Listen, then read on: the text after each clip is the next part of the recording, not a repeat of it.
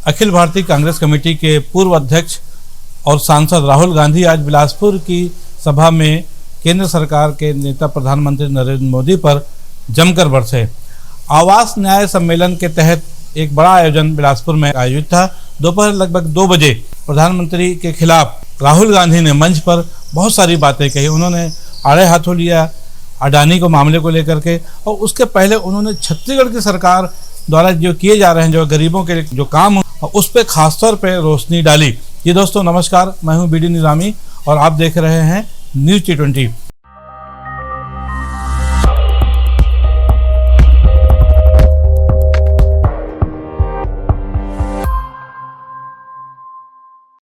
आज सुबह लगभग 9 बजे के आसपास राहुल गांधी आते हैं एयरपोर्ट पर, जहां पर मुख्यमंत्री भूपेश बघेल सहित मंत्रिमंडल के तमाम नेता उनका स्वागत करते हैं। उसके बाद उनको एक रिसोर्ट में ले जाया जाता है। उस रिसोर्ट में प्रदेश कांग्रेस कमेटी के तमाम आला पदाधिकारी और मंत्रिमंडल के खास सदस्य मौजूद थे, जिसमें आगामी विधानसभा चुनाव को लेकर जो लिस्ट अभी इंतजार कर रहे हैं उस पर एक चर्चा हुई कि राहुल गांधी के चर्चा के बाद ये उम्मीद की जा रही है कि पहली लिस्ट कांग्रेस की अब जल्द आ जाएगी। उसके बाद बाई रोड एक काफिला निकलता है कांग्रेस का बिलासपुर की ओर, और जहां पर आवास न्याय सम्मेलन का एक बड़ा आयोजन रखा गया था, जिसमें 7 लाख परिवारों के खुद के घर होने का एक जो सपना जो देख रहे थे उसको एक साकार करने की दिशा में ये सम्मेलन आयोजित किया गया था। और इसके तहत बहुत सारी ऋण योजना या आवास योजना से लेकर के उन्होंने कई पट्टे भी बांटे गए, पैसे भी दिए गए, पैसे भी ट्रांसफ़र किए गए। लगभग 2 बजे शुरू हुई सभा में अपने उद्बोधन के दौरान राहुल गांधी ने प्रधानमंत्री नरेंद्र मोदी को आड़े हाथों लिया। उन्होंने बताया कि छत्तीसगढ़ सरकार बनी थी 2018 में, तब जो प्रमुख वादे थे उसमें से सबसे पहला वादा था कि किसानों का कर्जा माफ़ किया जाएगा, जिस पर छत्तीसगढ़ की सरकार ने अमल भी किया। उसके अलावा जो एक बहुत इंपॉर्टेंट था वो था बिजली बिल हाफ करने का वादा, जो कि चुनावी घोषणा पत्र में था, उस पर भी अमल किया गया। और पिछले 5 सालों में लगातार जो आवासीय बिजली है उस पर सभी उपभोक्ताओं को 50% का ही भुगतान करना पड़ रहा है। इसके अलावा एक सबसे महत्वपूर्ण मुद्दा था धान की खरीदी का, और इसमें 2500 रुपये प्रति क्विंटल का जो रेट कोट किया गया था चुनावी घोषणा पत्र में, उस पर भी सरकार ने अमल किया है। इसके अलावा राहुल गांधी ने बताया अपने भाषण के दौरान कि प्रदेश की सरकार ने इन 5 सालों में 380 अंग्रेजी स्कूल, स्वामी आत्मानंद स्कूल जिसको छत्तीसगढ़ में देखा जा रहा है, एक बहुत बड़ी संख्या कहा जाए, इन 5 सालों में 380 स्कूल अंग्रेजी माध्यम के खोले जा चुके हैं। उसके अलावा लगभग 42,000 की जो वैकेंसियाँ थी वो भरी जा चुकी हैं।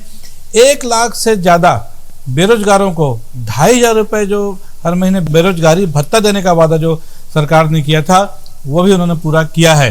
ये आंकड़े बताते हुए उन्होंने कहा कि एक तरफ छत्तीसगढ़ की जो सरकार है वो आम जनता के लिए और गरीबों के लिए काम कर रही है, वहीं पर केंद्र की जो सरकार है वो देखा जाए तो बड़े बड़े उद्योगपतियों के लिए कर रही है।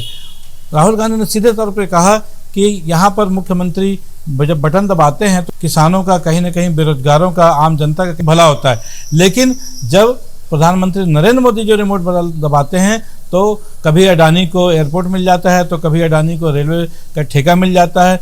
तो बहुत सारी चीज़ें ऐसी चल रही हैं, और उन्होंने साफ तौर पर यह आरोप लगाया कि केंद्र की सरकार आम लोगों के लिए नहीं बल्कि उद्योगपति, बड़े लोगों के लिए समर्पित है। मंच पर मुख्यमंत्री भूपेश बघेल के साथ ही उप मुख्यमंत्री TS बाबा, विधानसभा अध्यक्ष चरणदास महंत, कृषि मंत्री रविंद्र चौबे के साथ ताम्रध्वज साहू, गृह मंत्री, तमाम लोग मौजूद थे। उन सब के बीच में राहुल गांधी ने कहा कि छत्तीसगढ़ की सरकार ने पिछले 5 सालों में गरीबों के लिए, आम लोगों के लिए जो काम किया है वो 15 सालों में भारतीय जनता पार्टी के कार्यकाल में नहीं हुआ। और उन्होंने एक सबसे जो ज्वलंत मुद्दा है जो अभी रिसेंटली जिसमें महिला का आरक्षण बिल का मामला आया था, उसके बाद एक सवाल था कास्टिज्म का।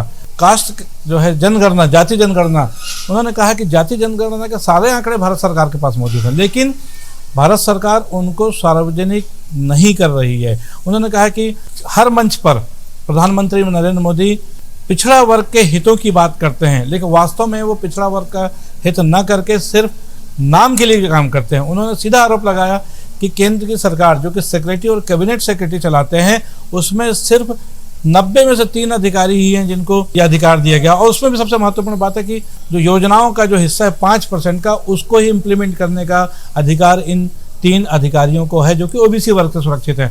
तो क्या सिर्फ 5% की आबादी ओबीसी की है पूरे हिंदुस्तान में, जिसके लिए सिर्फ 3 अधिकारियों से 5% का उनको अधिकार दिया गया? एक बहुत बड़ा सवाल है। इसको लेकर के उन्होंने एक बार फिर केंद्र सरकार को आड़े हाथों लिया है।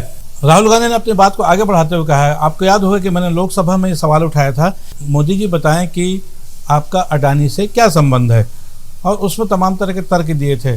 उन्होंने ये भी कहा कि जब मैं कोई बात उठाता हूँ आम जनता से रिलेटेड, तो वो उसमें मेरा कैमरा मुझसे हटा दिया जाता है।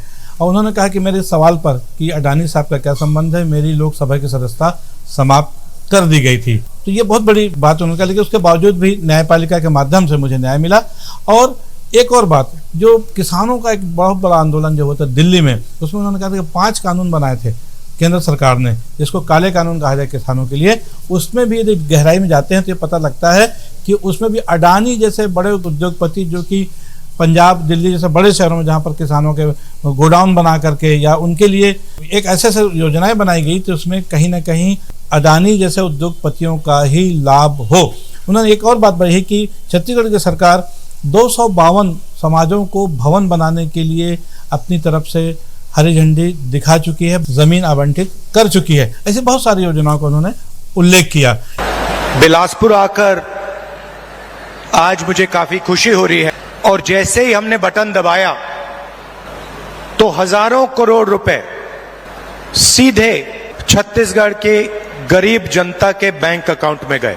बीजेपी छुपे छुपे रिमोट कंट्रोल दबाती है, नरेंद्र मोदी जी दबाते हैं। जैसे ही रिमोट कंट्रोल दबता है, एक तरफ अदानी जी को बंबई का एयरपोर्ट मिल जाता है, फिर से दबाते हैं, अदानी जी को रेलवेज का कॉन्ट्रैक्ट मिल जाता है। कोई भी योजना बनती है, जो 90 सेक्रेटरीज हैं हिंदुस्तान की सरकार के हर मिनिस्ट्री में, वो योजना को डिजाइन करते हैं, कितना पैसा कहां जाएगा वो डिसाइड करते हैं। तो मैंने चेक किया कि भैया इन 90 लोगों में से नरेंद्र मोदी जी की सरकार में पिछड़े वर्ग के कितने लोग हैं। आप हिल जाओगे। 90 लोगों में से सिर्फ 3 लोग ओबीसी समाज के हैं। सभा की समाप्ति से पहले राहुल गांधी ने मंच के समीप जो स्टॉल लगाए गए थे, जिसमें आवास न्याय योजना के तहत जो रिलेटेड जो थे विभिन्न विभागों के जो स्टॉल लगाए गए थे, उनका अवलोकन किया गया, जिसके माध्यम से किसानों और जो आवासहीन जो लोग हैं उनको सरकार किस तरह से फायदा पहुंचाने का प्रयास कर रही है, उसके एक पूरा प्रोजेक्ट था। वहां पर एक एक स्टॉल में जाकर राहुल गांधी ने लोगों से मुलाकात की, लोगों से बात की। शाम को वहां से लौटने के बाद अभी रायपुर में राहुल गांधी के साथ फिर एक बार प्रदेश के आला नेताओं की बैठक चल रही है। माना ही जा रहा है कि जो पहली सूची कांग्रेस की है उस पर अंतिम निर्णय लिया जा सकता है और किसी भी समय कांग्रेस की पहली सूची जारी हो सकती है। राहुल गांधी रात को 8:30 बजे वापस दिल्ली के लिए रवाना हो जाएंगे। छत्तीसगढ़ विधानसभा चुनाव के तहत तय है कि कांग्रेस और भाजपा दोनों के बड़े नेता लगातार छत्तीसगढ़ के दौरे पर आ रहे हैं। 30 तारीख को एक संकेत ये मिले हैं कि प्रधानमंत्री नरेंद्र मोदी भी बिलासपुर पहुंचने वाले हैं। राहुल गांधी के बिलासपुर में विशाल आवास न्याय सम्मेलन के बाद 30 तारीख को नरेंद्र मोदी का आगमन कैसे होता है, क्यों होता है, या उस भारतीय जनता पार्टी की क्या नीति रहेगी या क्या उनका प्रोजेक्शन रहेगा, इस पर हम सबकी निगाह रहेगी। आज के लिए बस इतना ही। हमारा ये विश्लेषण, हमारी ये खबर आपको कैसे लगी, इस पर अपनी राय जरूर दीजिएगा। हमारी इस खबर को लाइक कीजिएगा और हमारे चैनल को सब्सक्राइब कीजिएगा। कल फिर मिलेंगे किसी नई खबर के साथ। तब तक के लिए दीजिए इजाजत। जय हिंद, जय भारत, जय छत्तीसगढ़।